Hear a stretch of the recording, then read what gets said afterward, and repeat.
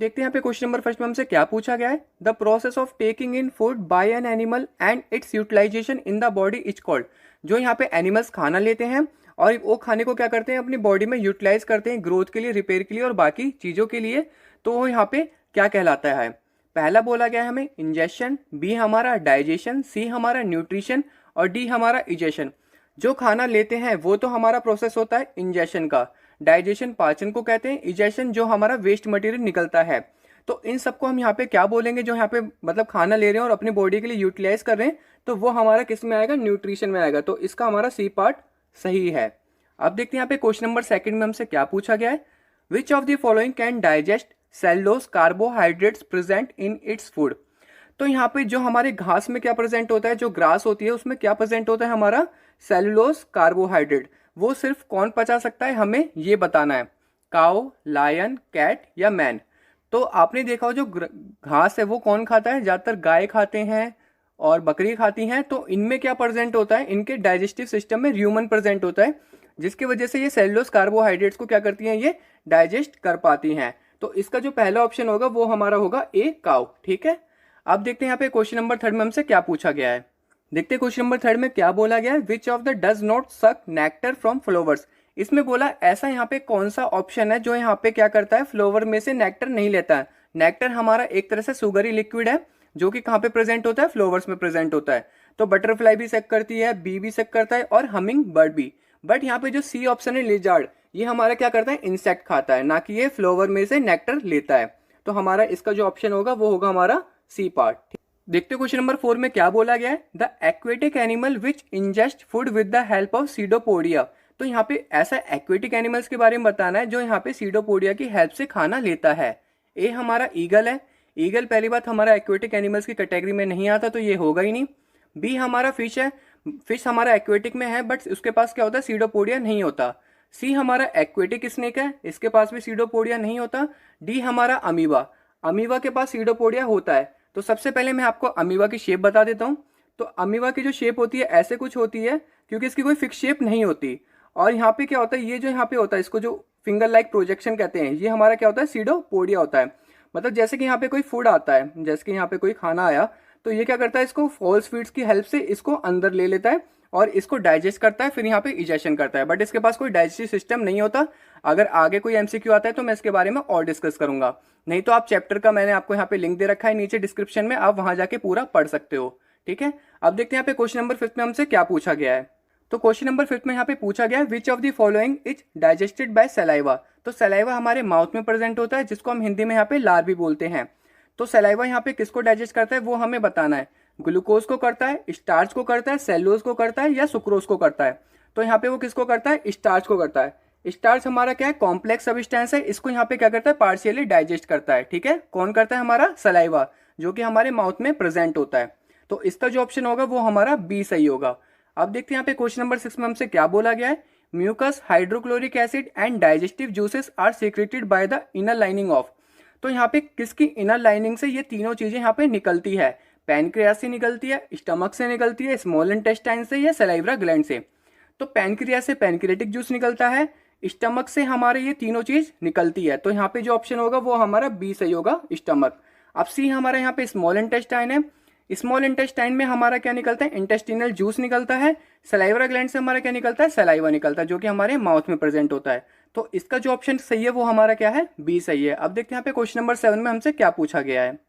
तो देखते हैं यहाँ पे क्वेश्चन नंबर 7 में हमसे क्या पूछा गया है। The site of complete digestion and absorption of food in the human digestive system.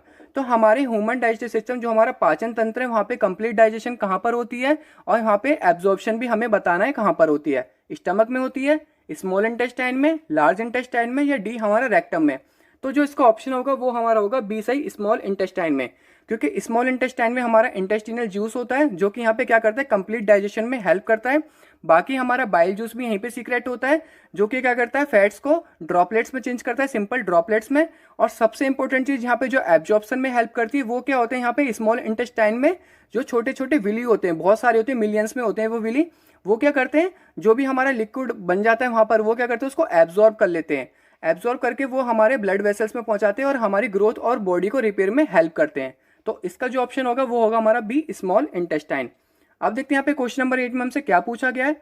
The millions of tiny outgrowth on the inner surface of small intestine are called. तो मैंने अभी बताया जो मिलियंस ऑफ टीनी आउटग्रोथ होते हैं जो हमारे small intestine में, वो क्या होते हैं, हमारे विली होते हैं। क्या होते हैं हमारे, इसका सी पार्ट होगा विली। विली यहाँ पे क्या करते हैं, जो हमारा खाना डाइजेस्ट हो चुका होता है उसको वहाँ पे एब्जॉर्ब करते हैं, और जो विली क्या होते हैं, कनेक्टेड होते हैं हमारे किससे, ब्लड वेसल्स से, और वहाँ पे सारे मिनरल्स वो क्या करते हैं, पहुँचाते हैं, जिसकी वजह से हमें यहाँ पे क्या होता है, बॉडी को रिपेयर और ग्रोथ में हेल्प मिलती है। तो इसका जो ऑप्शन सही होगा वो हमारा होगा सी विली। ठीक है, अब देखते हैं यहाँ पे क्वेश्चन नंबर 9 में हमसे क्या पूछा गया है। क्वेश्चन नंबर 9 में यहाँ पे पूछा गया है the length of small intestine in adult human beings. तो यहाँ पे स्मॉल इंटेस्टाइन की जो लेंथ होती है वो यहाँ पे क्या होती है, वो हमें बताना है। तो उसकी जो होती है वहाँ पे सबसे लंबी होती है हमारी स्मॉल इंटेस्टाइन, जो कि यहाँ पे क्या लिखा है 7.5 मीटर। ठीक है, और जो लार्ज इंटेस्टाइन होती है वो यहाँ पे लंबाई में तो छोटी होती है, बट उसको लार्ज इसलिए बोला जाता है क्योंकि जो उसका डायमीटर है वो हमारा क्या होता है, बड़ा होता है, इसलिए वहाँ पे उसको लार्ज इंटेस्टाइन बोला जाता है। तो कंफ्यूज मत होना कि वहाँ पे लार्ज है तो उसका मतलब जो लंबाई है वो भी लार्ज होगी, ऐसा नहीं है। उसको लार्ज इसलिए बोला जाता है क्योंकि जो उसका डायमीटर है वो बड़ा है। तो देखते हैं यहाँ पे क्वेश्चन नंबर 10 में हमसे क्या पूछा गया है। The amino acids present in digested food in our body are use to make. जो हमारे डाइजेस्टेड फूड में एमिनो एसिड प्रेजेंट होता है वो हमारी बॉडी में क्या चीज़ बनाने के काम आता है, फैट्स, प्रोटीन्स, मिनरल्स या कार्बोहाइड्रेट्स। तो इसका जो ऑप्शन होगा वो हमारा होगा बी सही, प्रोटीन। ठीक है, ध्यान से करना, जो ऑप्शन हमारा क्या होगा यहाँ पे, प्रोटीन बनाने के काम आता है एमिनो एसिड। अब देखते हैं यहाँ पे क्वेश्चन नंबर 11 में हमसे क्या पूछा गया है। तो देखते हैं यहाँ पे क्वेश्चन नंबर 11 में हमसे क्या पूछा गया है। The fat present in our body is completely digested in the. जो हमारे बॉडी में फैट प्रेजेंट होता है वो कहाँ पर कम्प्लीटली डाइजेस्टेड होता है वो हमें यहाँ पे बताना है, स्टमक में, माउथ में, स्मॉल इंटेस्टाइन या लार्ज इंटेस्टाइन। तो इसका ऑप्शन जो हमारा सही होगा वो होगा हमारा सी, स्मॉल इंटेस्टाइन। स्मॉल इंटेस्टाइन में होता क्या है, जो पैनक्रियाटिक जूस होता है वो क्या करता है, जो कॉम्प्लेक्स सब्सटेंस होते हैं फैट्स के वो उसमें फैटी एसिड में चेंज करता है। किसको, फैट्स को फैटी एसिड में चेंज करता है। ठीक है, तो इसका जो हमारा ऑप्शन होगा वो हमारा होगा सी, स्मॉल इंटेस्टाइन। तो देखते हैं यहाँ पे क्वेश्चन नंबर 12 में हमसे क्या पूछा गया है। Water from the undigested food is absorb mainly in the. जो हमारे अनडाइजेस्टेड फूड में पानी प्रेजेंट होता है, वाटर प्रेजेंट होता है, वो ज्यादातर कहाँ पर एब्जॉर्ब होता है बड़ी मात्रा में, स्टमक में होता है, फूड पाइप में, स्मॉल इंटेस्टाइन में, या डी हमारा लार्ज इंटेस्टाइन में। तो इसका जो ऑप्शन होगा वो हमारा होगा डी, लार्ज इंटेस्टाइन में। लार्ज इंटेस्टाइन के बाद ये हमारा कहाँ पर जाता है, फेसिस बन के हमारा रेक्टम में जाता है, जहाँ पे हम वेस्ट मटेरियल निकालते हैं। ठीक है, अब देखते हैं यहाँ पे क्वेश्चन नंबर 13 में हमसे क्या पूछा गया है। तो देखते हैं यहाँ पे क्वेश्चन नंबर 13 में हमसे क्या पूछा गया है। The digestion of a particular food in the small intestine produces amino acids, this food must contain mainly.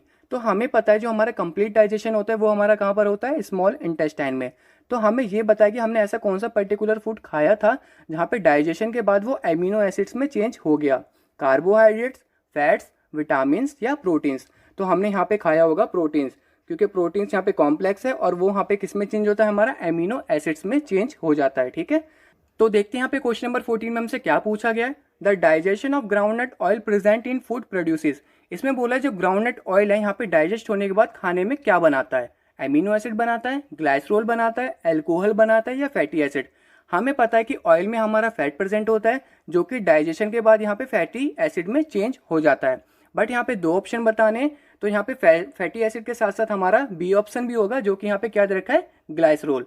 तो यहाँ पे हमारे दो ऑप्शन सही होंगे, बी और डी। तो बी और डी हमें यहाँ पे डी में दे रखा है, तो ये वाला हमारा ऑप्शन सही होगा। ठीक है, अब देखते हैं यहाँ पे क्वेश्चन नंबर 15 में हमसे क्या पूछा गया है। तो क्वेश्चन नंबर 15 में देखते हैं यहाँ पे क्या बोला गया है। Some crust, boiled rice, water and saliva mixture is warm in a test tube for about 15 to 20 minutes and 2 or 3 drops of dilute iodine solution are added to it, the color produced will be। तो यहाँ पे बताना गया कि हमने क्या करा, एक चावल लिया, उसको हमने यहाँ पे क्या करा, पीस लिया। पीसने के बाद हमने क्या करा, उसमें पानी और सलाइवा मिक्स किया, उसको फिर क्या करा, यहाँ पे थोड़ा गर्म किया टेस्ट ट्यूब में 15 से 20 मिनट तक, और उसमें हमने 2 से 3 ड्रॉप डाली किसकी, डाइल्यूट आयोडीन सॉल्यूशन की। तो यहाँ पे कौन सा कलर प्रोड्यूस होगा, वायलेट, ग्रीन, ब्लू, ब्लैक या नन ऑफ दिस। तो इसका जो ऑप्शन होगा वो हमारा होगा डी, नन ऑफ दिस। ऐसा क्यों, अगर हम यहाँ पे सलाइवा मिक्स नहीं करते, अगर हम यहाँ पे सलाइवा मिक्स नहीं करते तो हमारे फूड में डायरेक्टली वहाँ पे जो हमारा फूड में क्या होता है, प्रेजेंट स्टार्च प्रेजेंट होता है, और स्टार्च में हम डाइल्यूट आयोडीन सॉल्यूशन डालेंगे तो वो हमारा किस कलर में चेंज होता था, ब्लू ब्लैक कलर में चेंज होता था। बट हमें पता है जो हमारे माउथ में सलाइवा प्रेजेंट होता है वो क्या करता है, स्टार्च जो हमारा कॉम्प्लेक्स सब्सटेंस है उसको सिंपल सब्सटेंस में चेंज करता है, जिसकी वजह से यहाँ पे इसका कलर चेंज नहीं होगा क्योंकि हमने यहाँ पे सलाइवा मिक्स किया हुआ है। तो देखते हैं यहाँ पे क्वेश्चन नंबर 16 में हमसे क्या पूछा गया है। The teeth in our mouth which are for piercing and tearing the food are called. हमारे जो माउथ में टीथ प्रेजेंट होते हैं सबके यहाँ पे अलग अलग काम होते हैं, तो हमें यहाँ पे बताना पियर्सिंग एंड टीयरिंग किसका काम है, इंसीजर का, कैनाइंस का, या मोलर्स का, या इंसीजर का। तो वो हमारा होगा बी कैनाइंस। कैनाइंस हमारे इंसीजर्स के पीछे होते हैं, जो हमारे आगे के 4 दांत होते हैं उसके पीछे वाला जो दांत होता है वो हमारा कौन सा होता है, कैनाइंस का। तो यहाँ पे उसी का काम होता है जो यहाँ पे पियर्सिंग एंड टीयरिंग करते हैं खाने को, ठीक है। अब देखते हैं यहाँ पे क्वेश्चन नंबर 17 में हमसे क्या पूछा गया है। तो क्वेश्चन नंबर 17 में यहाँ पे पूछा गया है which of the following are for biting and cutting the food. तो यहाँ पे टीथ की बात हो रही है, हमारे ऐसा कौन सा टीथ का पार्ट है जो यहाँ पे बाइटिंग और यहाँ पे खाने को काटने में हेल्प करता है, प्री मोलर्स, कैनाइंस, मोलर्स या इंसीजर। तो हमारे जो आगे के 4 दांत होते हैं वो यहाँ पे काम करते हैं, जो कि हमारा क्या होगा, डी इंसीजर, ठीक है। इसका ऑप्शन हमारा कौन सा सही होगा, डी इंसीजर। तो देखते हैं यहाँ पे क्वेश्चन नंबर 18 में हमसे क्या पूछा गया है। In human beings the 16 teeth of each jaw consist of. हमें पता है जो हमारे एडल्ट टीथ होते हैं वो हमारे 16 नीचे के होते हैं और 16 ऊपर के होते हैं, टोटल कितने होते हैं 32। बट हमें यहाँ पे क्या बताने, नीचे के 16 दांत हैं वो हमारे कौन कौन सी कैटेगरी में यहाँ पे डिवाइड हुए हैं और वो कितने कितने यहाँ पे हैं। तो इसका जो ऑप्शन होगा वो हमारा होगा सी। इसका मतलब जो हमारे 4 इंसीजर, जो हमारे आगे के 4 दांत होते हैं उसको हम इंसीजर बोलते हैं, उसके पीछे के एक एक दांत वो हमारे क्या होते हैं, 2 कैनाइंस हो गए, और 6 हमारे क्या होते हैं, प्री मोलर्स, मतलब 3 हमारे लेफ्ट साइड और 3 राइट साइड होंगे, और उसका छोटा जबड़ा भी बोलते हैं, और हमारे 4 होते हैं मोलर्स जो हमारे एडल्ट टीथ में प्रेजेंट होते हैं। तो यहाँ पे क्या है, 2-2 प्रेजेंट होते हैं, तो यहाँ पे 4 मोलर्स हो गए। तो ये टोटल हमारे कितने हो गए, टोटल 16 हो गए, ठीक है। अब देखते हैं क्वेश्चन नंबर 19 में हमसे क्या पूछा गया है। तो देखते हैं यहाँ पे क्वेश्चन नंबर 19 में हमसे क्या पूछा गया है। The part of our tooth which contains nerves and blood vessels is called. तो हमें यहाँ पे दांत का ऐसा पार्ट बताना है जहाँ पे हमारे नर्व्स और यहाँ पे ब्लड वेसल्स कनेक्ट हो। तो हमें यहाँ पे 4 ऑप्शन दे रखे हैं, गम, पल्प कैविटी, इनेमल और डेंटाइन। तो यहाँ पे टूथ का स्ट्रक्चर देखा जाए तो सबसे पहले जो पार्ट होता है वो हमारे यहाँ पे इनेमल होता है, सेकंड पार्ट हमारा डेंटाइन होता है, थर्ड पार्ट हमारा पल्प कैविटी, और लास्ट में जो मसूड़े होते हैं वो हमारे यहाँ पे क्या बोला जाता है, गम। तो यहाँ पे जो हमारे नर्व्स और ब्लड वेसल्स कनेक्ट होती है वो हमारी होती है थर्ड पार्ट में, जो कि पल्प कैविटी है। अगर यहाँ पे दांत में कीड़े लगते हैं और वो कीड़े पल्प कैविटी तक पहुँच जाते हैं तो हमारे दांतों में दर्द होना शुरू हो जाता है। तो ये चीज़ मैंने एक्स्ट्रा बताई है, और बस हमें यही बताना था कि यहाँ पे नर्व्स और ब्लड वेसल्स कहाँ पे कनेक्ट होते हैं टूथ में, तो वो हमारा पल्प कैविटी के पार्ट में होते थे, ठीक है। तो देखते हैं यहाँ पे क्वेश्चन नंबर 20 में हमसे क्या पूछा गया है। Excessive use of sugar containing food is a major cause of. अगर हम यहाँ पे ज़्यादा मीठा खाना खाते हैं तो उससे हमें यहाँ पे क्या हो सकता है, ए हमारा इंडाइजेशन या हमारा खाना नहीं पचेगा, बी हमारा स्टमक पेन, हमारे पेट में दर्द शुरू हो जाएगा, सी हमारा हेडेक, हमारे सर में दर्द शुरू हो जाएगा, डी हमारा टूथ डिके। टूथ डिके होता है हमारे दांतों में कीड़े लगना। तो इसका जो ऑप्शन सही होगा वो हमारा होगा डी, दांतों में कीड़े लग सकते हैं यहाँ पे ज़्यादा मीठा खाने से। होता क्या है, जो हमारे दांतों के बीच में ये शुगर पार्टिकल्स आ जाते हैं जिसकी वजह से वहाँ पे क्या लग जाते हैं, बैक्टीरिया लग जाते हैं, और बैक्टीरिया लगने के कारण हमारे दांतों में कीड़े लग जाते हैं, जो कि हमें यहाँ पे दर्द भी होना चालू हो जाता है अगर वो वहाँ पे ज़्यादा दिन तक रहें। तो ठीक है, इसका जो ऑप्शन हमारा सही होगा वो हमारा होगा डी, टूथ डिके, दांतों में कीड़े लग सकते हैं। आप देखते हैं क्वेश्चन नंबर 21 में हमसे क्या पूछा गया है। तो देखते हैं यहाँ पे क्वेश्चन नंबर 21 में हमसे क्या पूछा गया है। Which of the following carbohydrates can be digested by a cow but not by a human.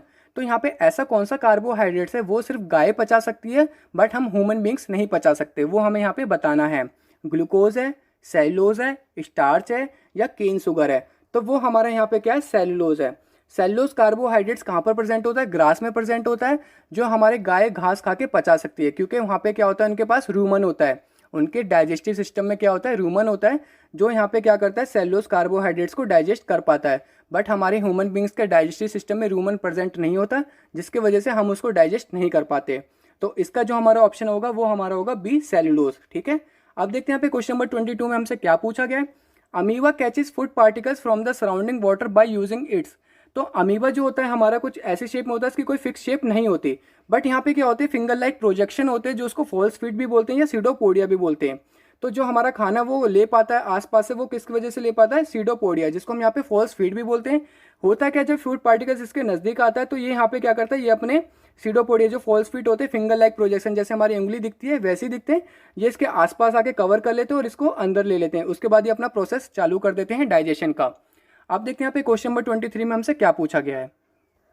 तो देखते हैं यहाँ पे क्वेश्चन नंबर 23 में हमसे क्या पूछा गया है। An animal which has no mouth and no digestive system.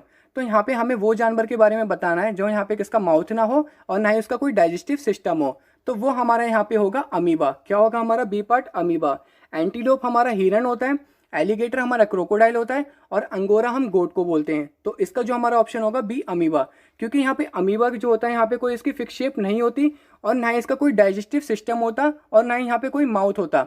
जो यहाँ पे खाना पकड़ते हैं, जो यहाँ पे फूड पार्टिकल्स ले पाते हैं, वो यहाँ पे सीडोपोडिया की हेल्प से ले पाते हैं जो उनके फॉल्स फीट होते हैं, और वो खाना अंदर ले लेते हैं। फिर वहाँ पे टेम्पररी फूड वैक्यूल बनता है जो यहाँ पे क्या करते हैं, खाने को डाइजेस्ट कर पाता है वो। उसके बाद ये इजेशन की प्रोसेस कैसे करते हैं, मतलब इनकी बॉडी में यहाँ पे क्या होता है, एक तरह से पंचर हो जाता है जिसको हम रप्चर बोलते हैं यहाँ पे साइड में से, और वहीं से ये इजेशन कर लेते हैं।